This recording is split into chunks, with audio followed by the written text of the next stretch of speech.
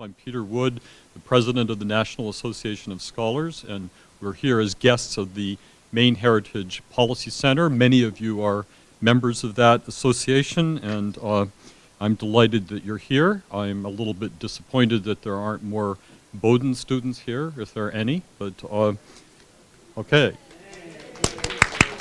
All right. I'm delighted you're here. This is a moment in which the sun is shining on Brunswick and on Bowdoin. The sun is one of the symbols of Bowdoin College, and the polar bears are growling this moment, or at least I'm going to keep my growling to a minimum at the moment.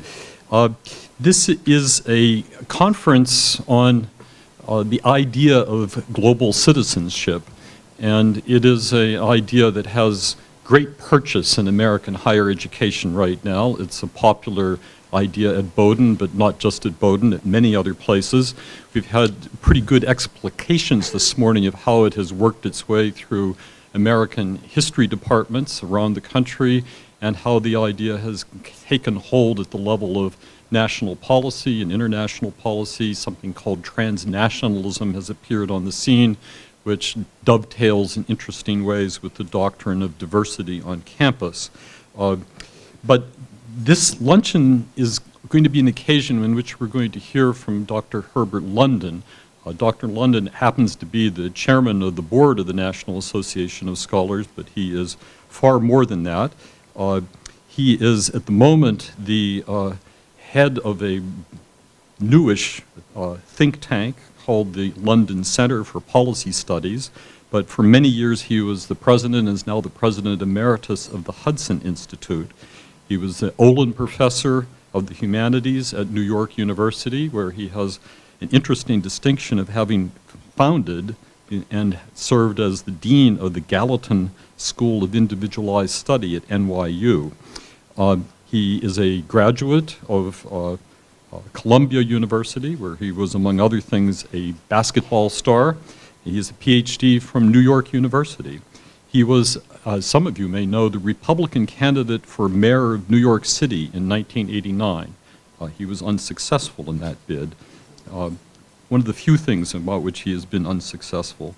In 1990, he was the Conservative Party candidate for the governor of New York, and as you know, that didn't quite work out either. He's a member of the Council for Foreign Relations, the New York City Cultural Affairs Commission, many other honorific appointments and quite substantive ones, and he is the dream of any organization's leader for a chairman of the board. He's enormously supportive of this organization. His connections, his understanding of how New York State, the nation work, have just been ideal, creating circumstances in which my organization can thrive.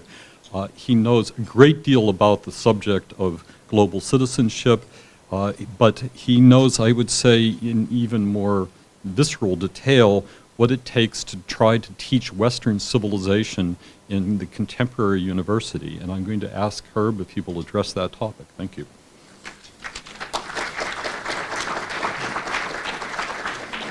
Peter, thank you for that very generous introduction.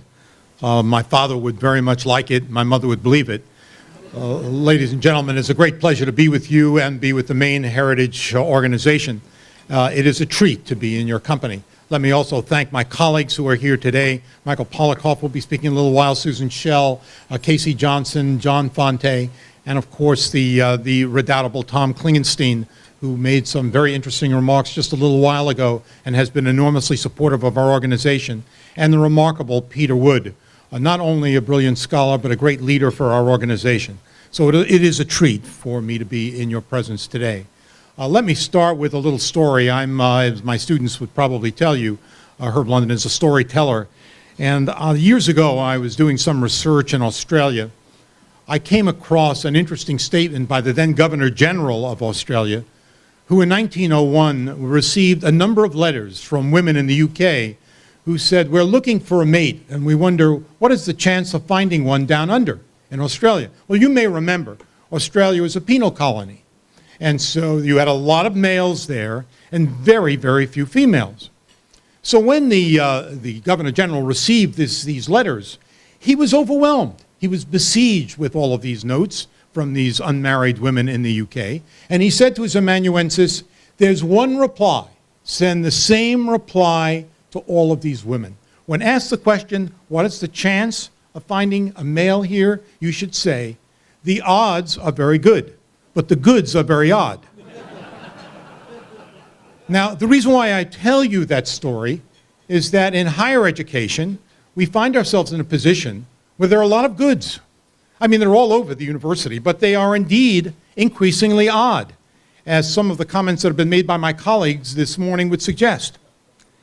When we look at this question of what is sometimes described as global illusion, Peter used this title, and I think quite appropriately, it seems to me that you ought to look at what is being said in colleges today. In the Columbia College winter publication, the editor quotes the following, says the following: more than ever, the college is taking steps to prepare its students to be engaged and effective global citizens. Michael Peppinger, who is a leading student leader, has noted, our students recognize the many benefits from a global experience as being an integral part of their development. President Lee Bollinger of Columbia says, we need to have bases around the world that will help our faculty and students learn more about the world.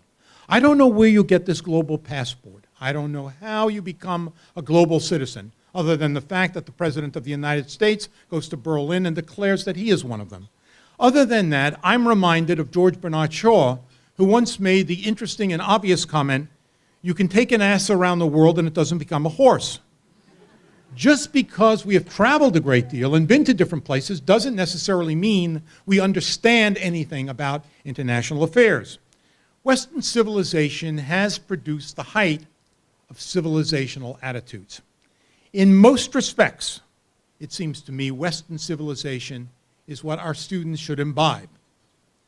Saul Bellow made the very controversial comment, there ain't a Tolstoy of the Zulus or a Proust among the Papuans.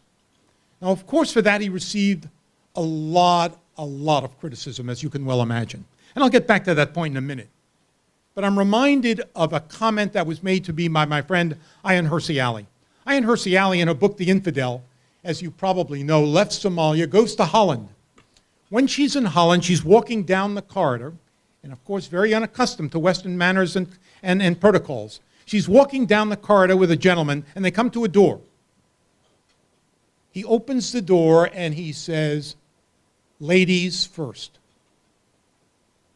She stands there frozen. Tears roll down her cheeks.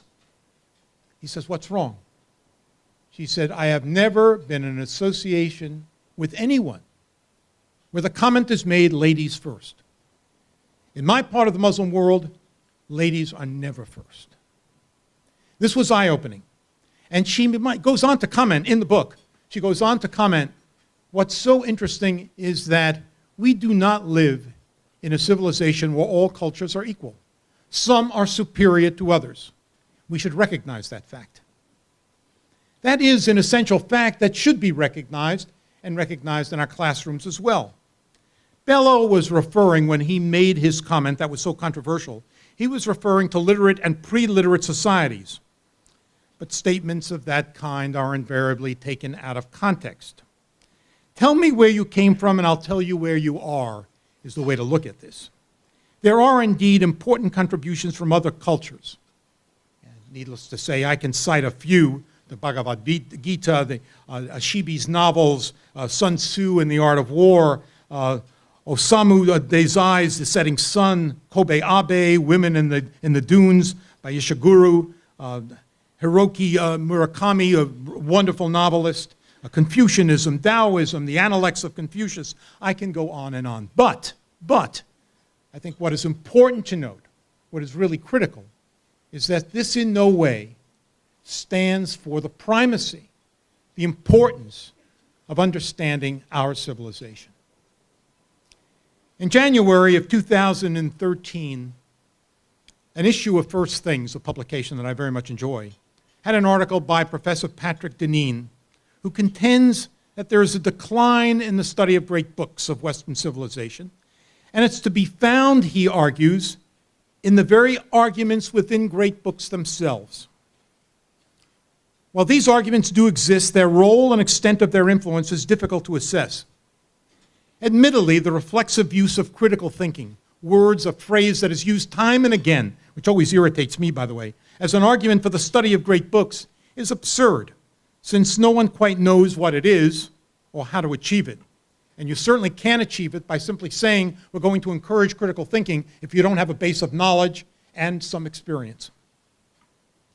Moreover, the essence of any thinking, as I've indicated, is related to knowledge. Without these conditions, critical thinking is merely one more cliché in the armory of academic rhetoric. John Dewey argued that the reading of great books is essential as a preparation for citizenship. But since his view of citizenship is an individual circumscribed by the collective, the readings are designed to justify an end, not as an open-ended dialogue. Then there is the view that great books lead inextricably to humanitarian stance, a hallmark of civilizational thought. Yet Joseph Mengele, the butcher of Nazi depravity, was a classical scholar. Books can make a world and can destroy a world or even be irrelevant to the world. Great books have housed within them the treasure of human wisdom, but it is not revealed by simple reading. Are these books designed to perpetuate virtue or to transform education? This bifurcated model offered by Professor Dineen is a useful concept, for if one accepts the latter stance of transformation, great books may be an encumbrance best displaced at the heart of education. Dineen concludes by suggesting we consider humble books, his words, humble books, or at least great books that teach humility, in contrast to those great books that advance a version of Promethean greatness, an aspiration that has undermined the study of books. What is called for ultimately is a liberation from the tyranny of our unconsciousness, a submission to the ideas that dominate our age by considering others that have been discarded. Clearly, this is praise, albeit modest praise, for humble books, as a witness for where we stand at the moment. But I remained unpersuaded by this argument, in part because Dineen does not truly address the importance, as I see it, of great books in the total educational experience. He is right to contend that these texts do not necessarily mold citizens, or encourage critical thought, or offer civilizational insights. These are weak confirmations for great books as the educational core. What is important, what stands as the justification for great books, is that the canon asks the appropriate questions. Questions that, as Cardinal Newman noted many, many years ago, go to the very essence of education. Instead of being narrowly defined by disciplinary restrictions, great books cut across the human experience to ask, why are we here? How do we leave our mark? How do we control our inner desire? To whom do we owe allegiance, and why? And recognizing the derision of death we all face, what gives life meaning? These, of course, are not the only questions, but they are queries unfastened to disciplinary study. Moreover, these are questions designed to inspire thought, not simple answers, since there aren't any simple answers readily available.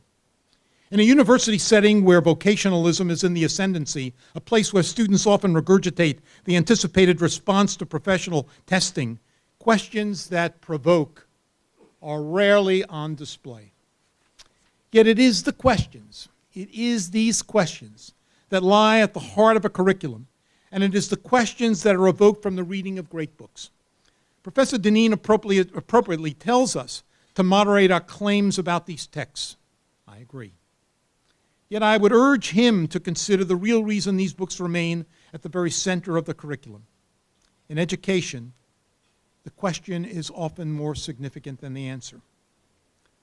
I often find myself in an odd position of addressing these questions, particularly the question that often arises in our time.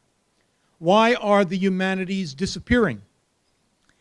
In most instances, my interrogators assume I will say something about the desire for vocational training in an environment where jobs are scarce. We all know about the college graduate who invested $60,000, parents invested $60,000 a year, and finds himself without a job and probably having a $35,000 debt on his shoulders.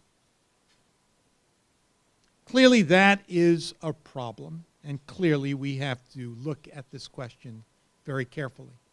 The rise of vocationalism is a natural response, but it is also having a very negative influence on the humanities. But that in itself is not a sufficient reason or answer for why the humanities are dying.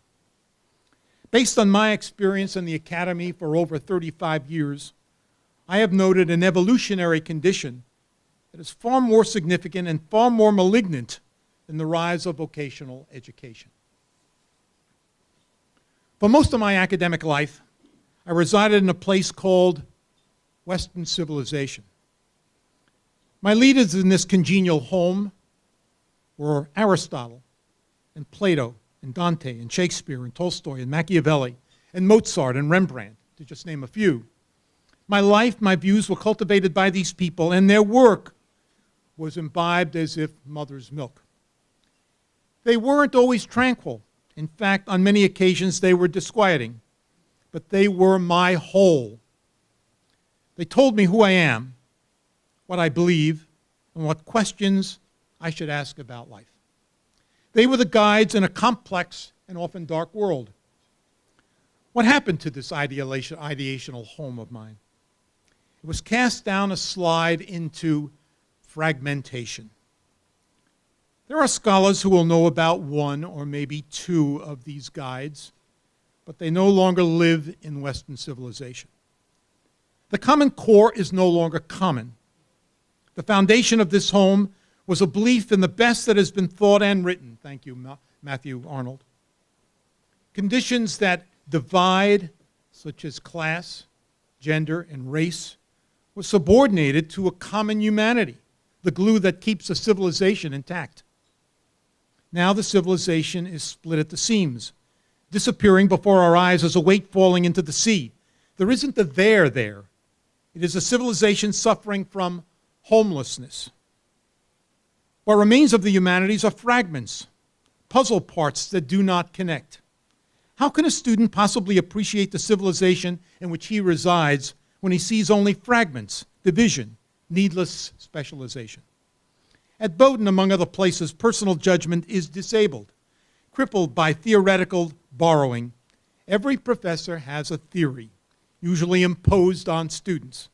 The independence of consciousness, not to be confused with Clement Greenberg's apt line, the herd of independent thinkers. The independence of consciousness should be immune to the noise of selective history and the destruction of scholarly fashion. It should be the heart of the educational struggle. Each year that passes, newly minted PhDs enter the ranks of the professoriate with new arcane specialties. Did Hamlet suffer from an Oedipus complex? Were the know-nothing adherents paranoid? These questions in themselves are reasonable, but they overlook the sweep and the depth of the human experience. Those who graduate into the academy arrive never having lived in Western civilization. The air they breathe is clear, but it doesn't have the dusty reminiscence of the past, with its glories and failures, its romances and betrayals, its majesty and its tyranny. They lack guides and perspective. Is it any wonder students do not see value in the humanities? They are aliens from their own traditions. Lying in wait is a time when humanities students will dominate the academy, when business students, I should say, will dominate the academy. Should present trends continue, this model will be a model of bureaucracy. Rules will be legion, but enlightenment foreign. Inspiration will be a concept long forgotten, as will the humanities themselves. Although college students yearn for meaning, the drumbeat of fragmentation continues apace. Narrow and narrower are the arguments of reading. Much of what is assigned has been pre-digested. Read what Professor Jones or Professor Smith had to say about Plato. Don't read Plato. Plato doesn't have to be read. Here is yet another manifestation of fragmentation. The whole is there, just largely ignored. But when the question arises of why the humanities are disappearing from the curriculum, it should be noted that if we have lost a home in Western civilization, the humanities cannot be taught effectively or understood by students. The catalog that refers to the humanities is now largely mechanistic. There is a belief these courses may be necessary, but few can describe why this is the case. The defense rests. Western civilization is in retreat, and the standards we once knew evaporate like soap bubbles. Fragmentation is all that is left, and frankly, that isn't much on which to build a university. So our task is clear. The task of the National Association of Scholars, the class of the Maine Heritage Organization, our task is very clear. Save Western civilization. Save it from fragmentation. Save it from trivialization. Save it from current fashion. Save it from current trends. Save it from the theoreticians, from scholars without civilizational roots. As a young man, I went to college to play basketball. Peter made mention of that. It was in the hardwood of the gym that I spent a lot of my time. That's what counted for me, at least at first. Till that day, that moment, I enrolled in the Bars and Trilling Seminar at Columbia. My mind was open to a new world of ideas. It was a kind of literal fireworks. My loyalty was transformed from the gym to the hardwood and the library shelves. Most significantly, I wanted to reside in Western thought. Kafka once made the comment, "There is always hope, but not for us." I disagree. I think there is hope. Despite this very negative interpretation I've given you of what is happening in higher education today, I believe in the resilience of the American people. I believe in the resilience of those in this audience. And there's a reason for it. There are many stories in American history that are obviously miracles. But my favorite is the following. It's a story about two men. One was named Fast Eddie. Fast Eddie was a young man who lived in Chicago in the 1920s. And Fast Eddie was an attorney who worked for the Capone gang. Whenever there was someone apprehended from the Capone gang, Fast Eddie was called into the police station and he would find some technicality that would get this fellow off. At one point, Fast Eddie had some doubts about the Capone gang, and it got back to Mr. Capone. When Eddie was leaving his extraordinary estate in downtown Chicago, the largest estate in Chicago at that time, by the way, he found himself confronted by 3 assailants who filled his body with 16 bullets. Fast Eddie was killed. Fast forward. World War II. There's a young man on a mission. His name is Butch OHare. Butch OHare is on a mission to find Japanese seacraft. And he finds, as he's looking at his oil level, or fuel level, that he does not have enough fuel to complete his mission. So he radios the captain of the mission and he says, "I have to return to the aircraft carrier. I do not have sufficient fuel." Captain says, "Please go." As he's leaving, he sees 6 Japanese Zeros. They're about to attack the aircraft carrier he's returning to. He fires at these Zeros, uses up all of his ammunition, takes out one. He flies his aircraft into a second, taking out the wing of one of the Japanese planes, and he flies his aircraft into a third, taking off the tail. He manages to limp back to the aircraft carrier. He continues to fight in World War II, ultimately dies in the Mariana Islands. Butch OHare became the most honored naval officer in American history. Won the Navy Cross, won the Medal of Honor posthumously. We have named the largest and most important airport in the United States after Butch OHare. It's O'Hare Airport in Chicago. And when you go to Terminal 2, there is a big statue of Butch OHare with all of the accomplishments that I've just mentioned here and others. It's the entire story of Butch OHare. But the one thing that is not mentioned at the plaque in this statue is that Butch OHare was the son of Fast Eddie. Now, one of the remarkable things about American life was stated by the brilliant 20th century philosopher Fats Waller, who once said, "One never knows, do one." Thank you for being so attentive.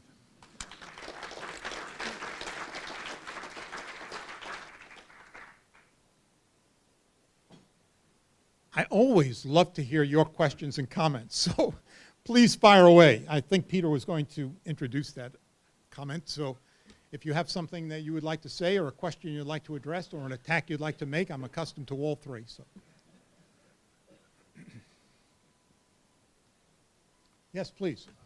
What are some things that we can do to address the fragmentation of the liberal arts? Is there just a required set of reading? Is that will fix it at both? Herb, could you repeat the question because we're online? Question is, what can we do to address this whole issue of fragmentation? And let me explain how I came to the conclusion that more has to be done. The president of the university, going back to, I guess it was 1971, was in Washington Square Park. At this point, I was a lonely professor in the university, thinking that this might have not have been a wise professional decision on my part to join the academic life. I was in Washington Square Park during this graduation ceremony. There were roughly 10,000 people present at the time. The president of the university stood up and he said, "Ladies and gentlemen, seated before you are students who will solve the problems of urban woe, income disparity, war and peace." God knows what other empty platitude he used. As he was leaving the park that day, I happened to run into him. And Jim Hester said to me, "Herb, what did you think of my speech?" I said it was terrible. He said, "What?" I said it was terrible. He said, "What do you mean it was terrible?" I said, "Here you are telling me these students are going to solve all of these problems that no one else can solve, and you can't even tell me that they've read a good book. You don't know that. So you're providing testimony about this educational experience, but you don't know what they've learned." He looked at me and said, "What would you do?" I said, "Well, at the very least, I would make sure that my students read Shakespeare and read Sophocles and read Aristotle and read Plato." And he said, "Well, what do you have in mind?" I said, "Well, let me start a great books program." He gave me release time, and I started the Gallatin School based on great books. So it seems to me that we have to recognize this core again. I am not here to suggest that the great books represent some sort of nirvana. They do not. But it is an interesting beginning. At least you can say the students understood the beauty of language by reading Shakespeare. They understood something about the nature of the human experience by reading the Bible. I mean, there are things that students should read, and we as a people should recognize the fact that if we want to live in Western civilization, then try to understand what is the foundation of Western civilization. It is in these books. And as I said, I'm not suggesting to you that this necessarily makes you humanitarian. It does not. But at least it forces you to address the right kinds of questions. So that would be my response. Let's try to return to an understanding of why we study these books. Columbia still does it. Not as well as it did in the past, but it still does it. University of Chicago does it a little. St. John's of Annapolis and St. John's of Santa Fe continues this tradition. It's an important tradition for us to remember. And unfortunately, I think much of it is being lost in higher education today. Yes, sir. Isn't the college level experience that you're talking about with these great books a little bit too late to start this change? In other words, shouldn't we be introducing these concepts earlier in the process? Because our K-12 educational process is what's deteriorating. Look, I couldn't agree more. I mean, obviously, I would want to see this kind of study occur at all levels. There's no reason why the Bible, for example, has to be read in the university. It could be read at any level. One of the things that was so fascinating to me was the TV program that dealt with the Civil War. And there was one of the things that was so interesting about it is that I don't remember the fellow who produced the series, but he read the letters that were written by men on both sides, both the rebels as well as the Union Army during the course of that war. Well, these were the most elegantly written letters. I mean, it was so fascinating to me. These epistolary skills are gone. And you would, if you said to a student today, write a letter to me about something that's on your mind, that student would be incapable of doing it. They'd use language that I wouldn't understand and probably use 140 characters as if they're tweeting to someone. So you find that this kind of communication is lost. Now, why did people communicate so effectively then? They weren't educated, but they did read the Bible. So the language in the Bible was imbibed. They were able to communicate as a consequence. We have lost that. We do not communicate effectively. Invariably, if I'm speaking to a young person, that person is going to say to me during the course of the conversation, well, you know. Generally, I don't. But that's what they're going to say. And then if you've been to a university, then you speak with a certain kind of pomposity. One other story, and this is a long-winded response to your question, but it's an interesting story. When I was dean, one of my responsibilities was to raise money. All of my life, I've walked around with a proverbial hat in hand raising money, as I do now. And I went to see a fellow at then a company called St. Joe's Minerals. It was later bought by the Fluor Corporation, moved out to California. At that point, it was in New York. His name was Charles Carlisle, and I walked into his office, and Mr. Carlisle said, I can't stand academics. I wanted to put on my raincoat and leave. I mean, what was the point? I'm not going to get any money from this guy. So Carlisle looks at me, and he says, you know, the problem with academics is they're so damn pompous. I said, yeah, I guess you got it right. I think that's probably true. I've noticed that among my colleagues. And he said, no, you don't understand. They even speak in a manner that suggests pomposity. I said, well, what are you getting at? He said, well, every academic uses a certain expression, and it's always used incorrectly, and it drives me crazy. I said, I know what you're referring to. He said, no, you don't. I said, sir, with all due respect, I do. He said, well, how could you know what I'm referring to?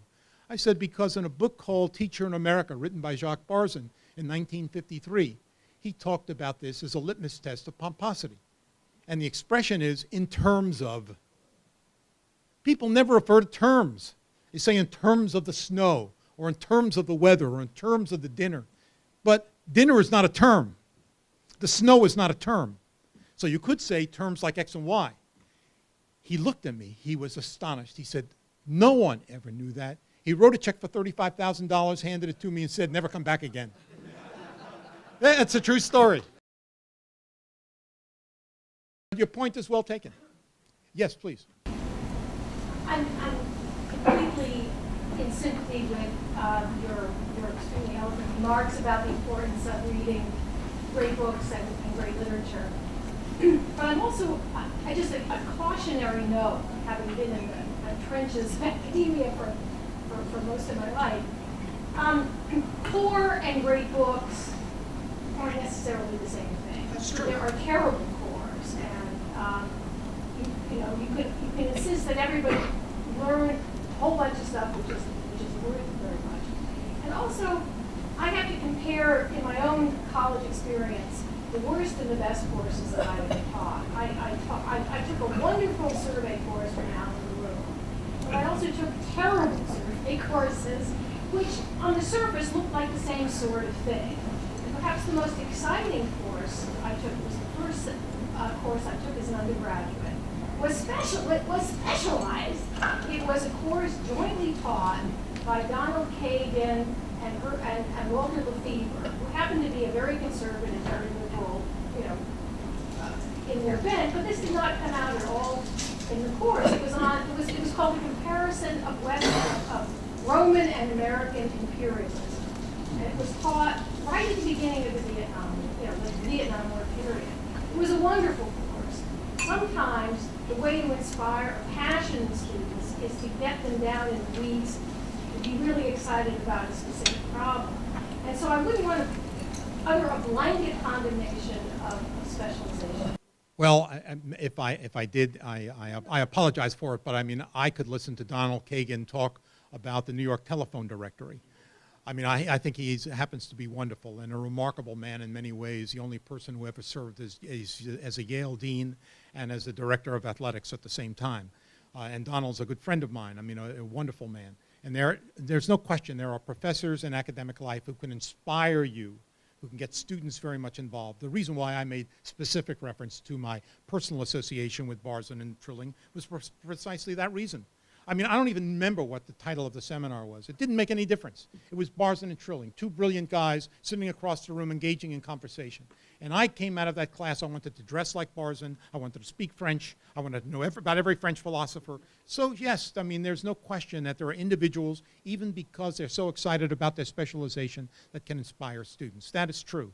But since that is very rarely the case, I'm making a different kind of argument. I'm not saying that students can't be inspired by individuals. I'm saying that when we start looking at what is the basic education, and assuming not everyone is up to Donald Kagan's standard, then it seems to me that at least reading the great books forces you into a position where you once again capture what is the essence of our civilization.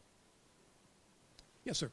Yes, as an ordained minister, I get to ask questions like this. It's been said that the root of culture is cult. What role do you see faith playing in this, if any, in this civilizational restoration you see?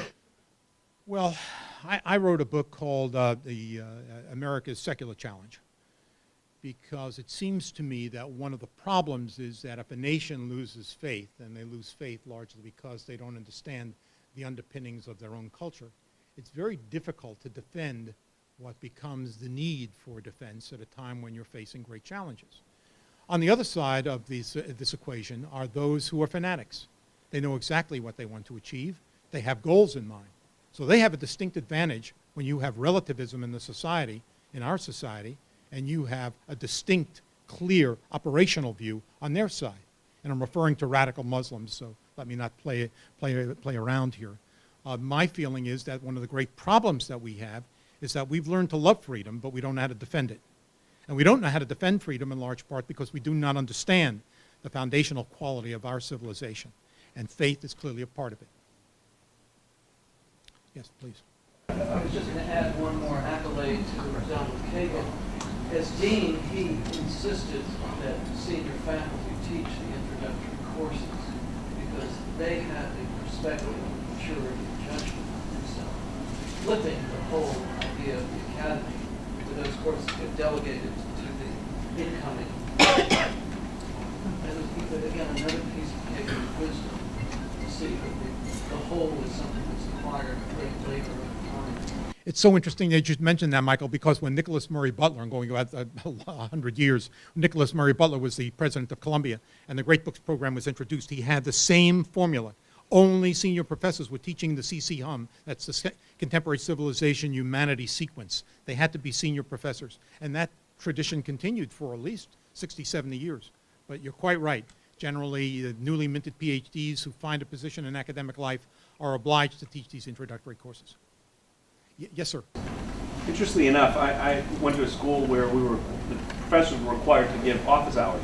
And I was sitting with my professor going over a subject, and I noticed his sailboat sitting on his desk. And I said, "Is that what you do in the summer?" He said, "Absolutely." I said, "Well, what a great life to have." He said, "Yeah, it'd be really good if we didn't have you midshipmen hanging around." I thought that was a very interesting comment. And without us, he wouldn't have a job. So. Interesting comment, and I've heard it before, by the way, in a somewhat different context. Yes, ma'am. I just wanted to add to what you said about the great books, that in addition to stimulating the great questions and exposing people to great minds, it gives a commonality that we are missing now, because when the students don't get exposed to these works, they're individualized, and it's very hard to have a conversation when you don't have that commonality. And even from the point of view of logic, used to be that logic was one of those courses that was required in college.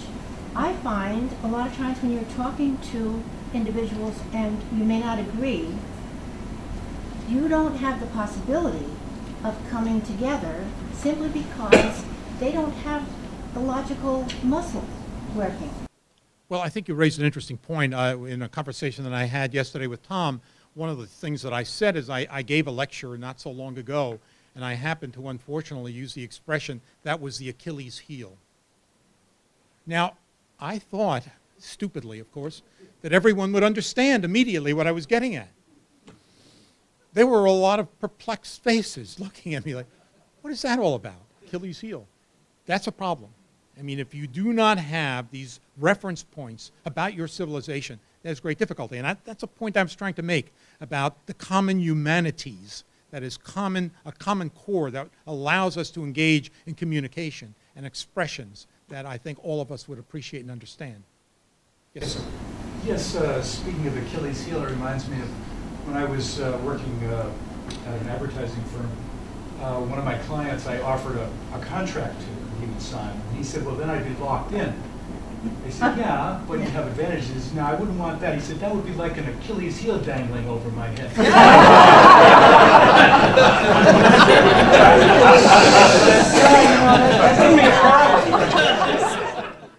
I like that one. I may use that, by the way. You'll have to let me have your name so I can provide the appropriate attribution. My question for you is, are you familiar with the filmmaker and writer Whit Stillman? I know Whit very well. He's a close friend of mine. You know, he did Metropolitan in Barcelona and Last Days of Disco. Well, he was interviewed and he said, when asked about the loss of innocence, and your story about Butch OHare and his father reminded me of this. Whit Stillman replied, he said, no, there can never be a loss of innocence. Innocence cannot be lost. It always returns. And I was thinking, maybe just as James Burnham said as Orwell said to James Burnham, he thought that all was lost, totalitarianism, communism would take over the world. And Orwell said about Burnham's brilliant book, The Suicide of the West, he said, history doesn't go in a straight line. It looks like it's going this way right now because of the momentum, but something else always happens. Now, we can't just sit back and relax and say, oh, innocence will return. We have to keep fighting the good fight. But I would be interested if you could expand on your idea, on this idea that Whit Stillman got. Well, Whit is a very thoughtful person, and of course the films that he makes, I think, are terrific. Metropolitan, I think, was a great film. I would prefer to use the term resilience. I would never underestimate the resilience of Americans. As I said before, in this country, we have performed miracles. When you think about it, here was a globe that was very much not merely in disarray, but appeared as though the totalitarians were taking over in 1940. It was at a time when there was Great Depression that clearly conquered the West, largely because we weren't sure of what would happen. Once France fell in 1940, there was the belief that maybe the UK is next. Lend-Lease was an attempt to try and bolster the support of the West. But within the United States itself, there were the Lindberghs who were saying, we're not going to fight. We should not fight. It's not our war. We should not get involved. And so we did get involved, and we won. And we won in a manner that clearly demonstrated the extraordinary strength and character of the United States. And there was, in the Battle of Midway, I can't remember the name of the Japanese admiral, but he said, we weren't merely defeated by the troops, by the ships, by the planes. We were defeated by your national character. Now, that's something to recall. The national character represents something of the resilience of Americans. And that was true during the Depression, when there were 25, 30% unemployment rate. And there were people who were obviously selling apples on the street because it was the only way you could get by. Well, we've come a long way from that, and we managed to conquer the Depression. There are difficulties that we face. In my judgment, this is among the most dangerous periods, certainly in my lifetime, far more dangerous than World War II, and maybe even more dangerous than the cruise missile crisis in 1963. But I think that there is something in the American spirit. It's a question of recapturing it, of refining it. And that's one of the reasons why I think in the universities we missed the boat. The question was asked a little while ago by John Fonte. Are we an American citizen? Well, what does it mean to be an American citizen? Does it mean you understand your history? Do you understand what you are defending? I happen to be something of a liberal on immigration policy because I believe if someone wants to come here and be an American, speak our language, embrace our customs, understand our Constitution, serve in our military, I have no problem with that.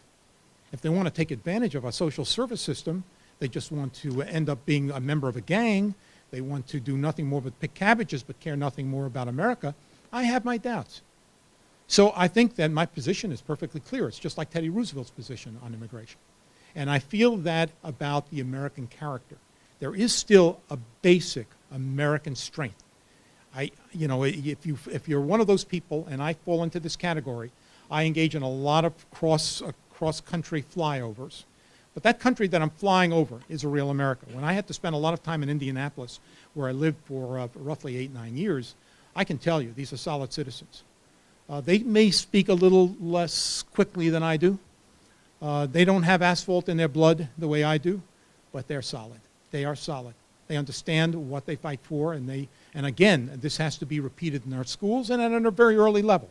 I want young people to appreciate the struggles that this country has been through and what we've overcome. That is not to suggest that Howard Zinn is all wrong. There are warts in our past, and we should recognize them, and we should tell the truth about our history and our past. But at the same time, we should talk about the extraordinary accomplishments, why this country is unique, why you should believe in American exceptionalism. And I do. I think that there is a need for patriotism, the recapture of patriotism in America. So on that note, I guess I should probably end. I'm getting hoarse anyway. But thank you very much for being so attentive.